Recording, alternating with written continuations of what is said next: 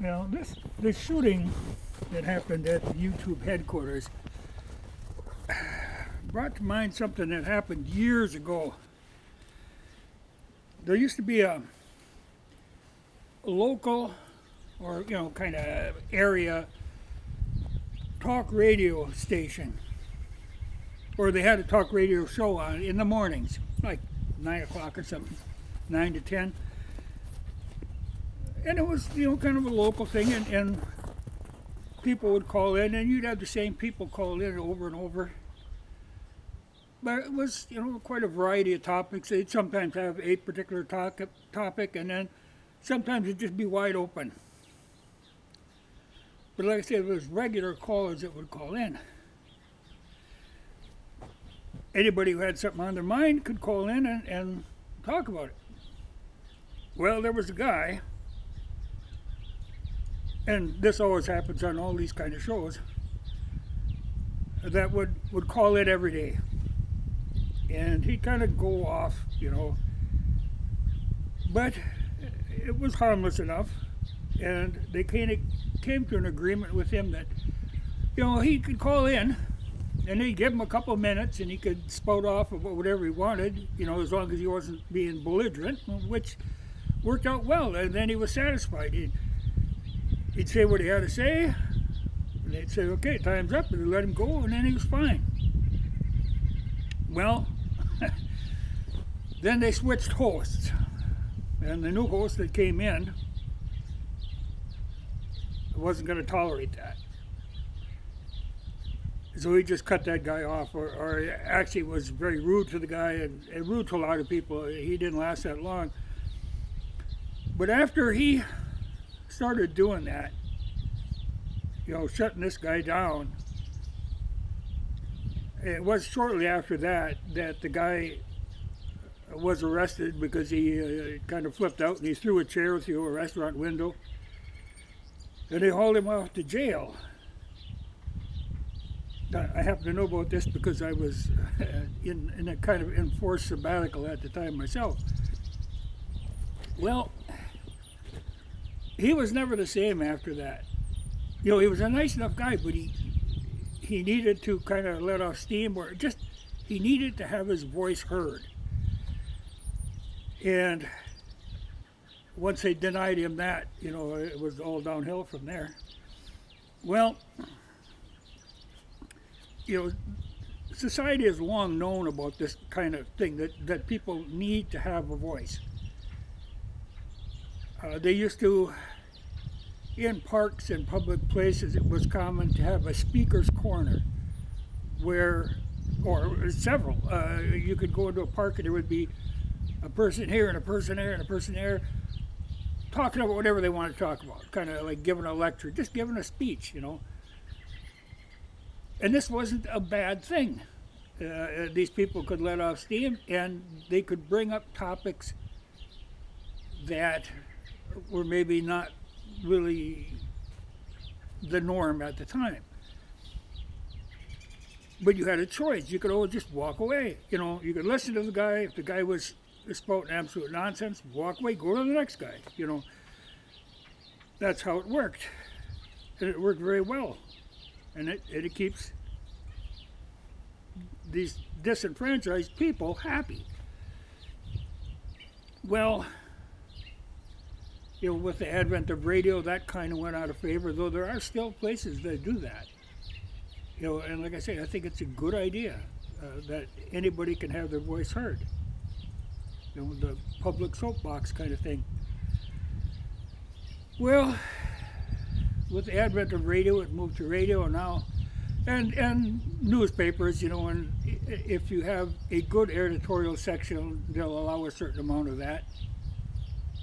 People don't always have to agree, but it's good to hear somebody else's viewpoint. You shouldn't be forcing your viewpoint on everybody and just blocking out everything else. Well,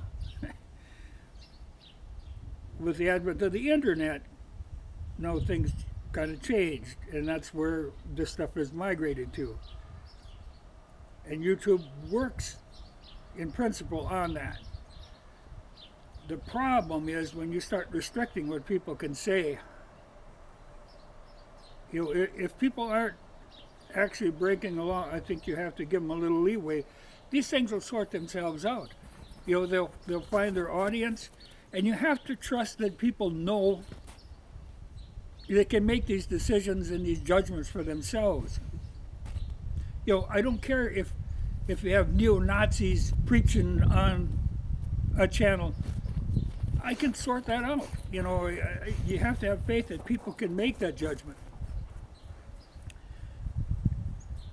You can't force your ideas on people by just feeding them only what you want to feed them. Then that isn't an open forum anymore. But that's kind of what has happened.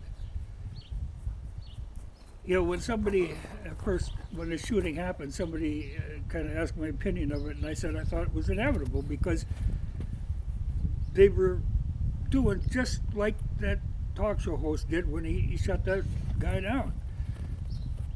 Somebody's going to throw a chair. Well,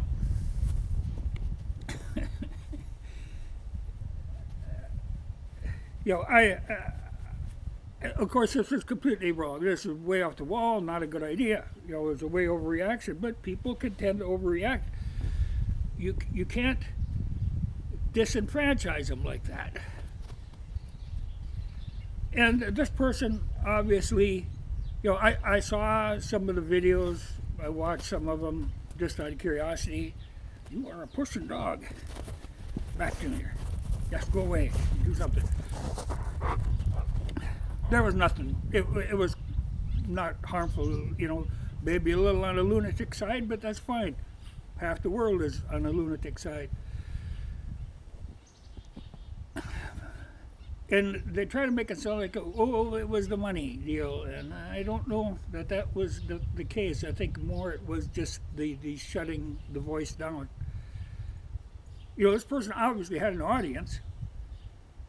Maybe not in this country, and maybe it wasn't what Google approved of, but she had an audience.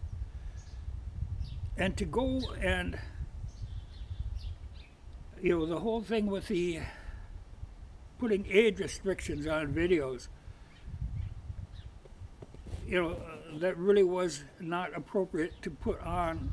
I saw nothing there that would have warranted that. But there's a problem because YouTube doesn't use that age restriction to spare innocent people. They use it as a weapon. And they have admitted as much. That I know the one time in this one discussion, one of them heads was saying, we have ways of controlling these people. Yeah, they do. They put an age restriction on them. And the funny thing is, that you think, okay, well then nobody under a certain age can watch these. I run into these all the time there are videos that I click on, I can't watch it because it's age restricted. Now obviously I have a channel, I'm already, long ago they know that I am old enough to watch whatever is going to be on there, but it blocks me out. I can't get on it. So if I can't get it, there's a lot of people that can't get on it. Like they make it sound like this age restriction is to spare the young, innocent people. But the truth is that YouTube is really going to be in trouble. They're really pushing now because there's a lot of content that isn't age restricted. There's a lot of children's protection organizations that are lobbying now to get Google investigated for some of what they've been doing. Collecting data on kids because they really haven't used it to protect children. They use those age restrictions to block out certain things that they don't approve of. When you start making it a political thing, when you have an agenda you're pushing, that gets to be a problem.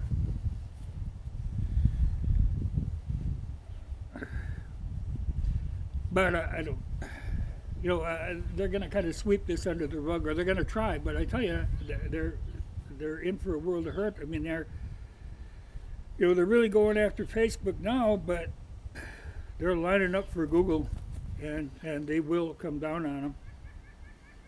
You know, because it's all because they are what they're doing is actually illegal. Just collecting the data on children, and they claim, "Oh no, that wasn't our intention," but that was their intention all along. It's just that they've let them slide, but they're going to come down on them because, like I say, that age restriction, it's only being used as a kind of an all-purpose block. If they want to shove somebody in a corner, they'll age restrict that video, and like I say, even I can't watch it.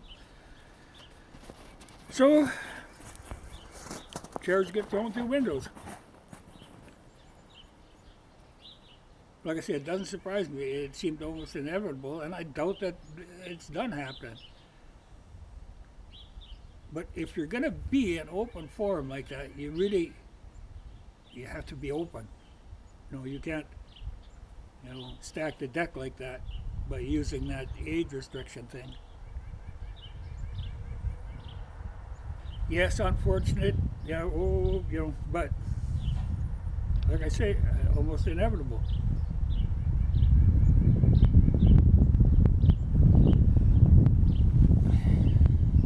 Well, that's enough. I've thought about this quite a little, and I thought if I should even bring this up, but I think it needs to be brought up sometime. Some of these things need to be brought up. Well, this will probably be age restricted, so I shouldn't say anything. But they gotta take a good look at what they're doing sometimes, and just wake up.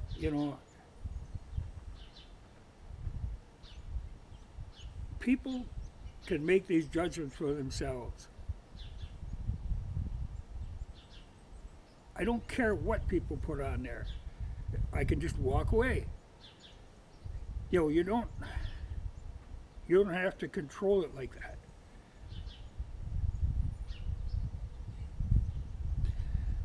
Unfortunate, but like I said, the one that struck me was the guy, that called in to talk radio, and when I heard this, it sounded so similar to that. People just want a voice. They want to feel that they're being heard, and when they discover that, like in a speaker's corner situation, if they say all of a sudden, okay, yeah, here, you can speak, you can say anything you want, but you have to do it back behind that shed where nobody will see you and nobody can hear you.